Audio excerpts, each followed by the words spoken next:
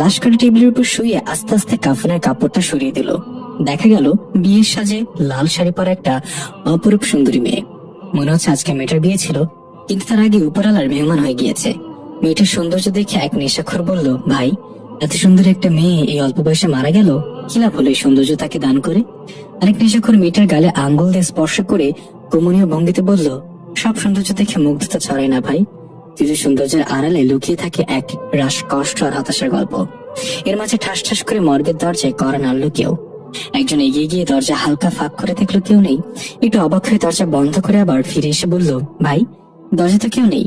আরেকজন বলল, আজকে নেশা হয়তো একটু বেশি হয়ে গিয়েছে, কেমন যেন সব অদ্ভুত লাগছে, চল কাজ শুরু করা যায়। তখনই আবার দরজায় ঠাস ঠাস করে বাড়ি পড়লো। এবার দুজনে বিরক্ত এগিয়ে গিয়ে দরজা পুরো খুলে দিয়ে একটু রাগান্বিত কণ্ঠে জিজ্ঞাসা করলো, এই কে বারবার বিরক্ত করছে, কে?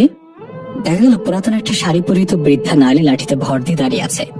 তাদের মাঝে একজন জিজ্ঞাসা করলো, এই বুড়ি, কি তুই এত রাতে এখানে কি করিস?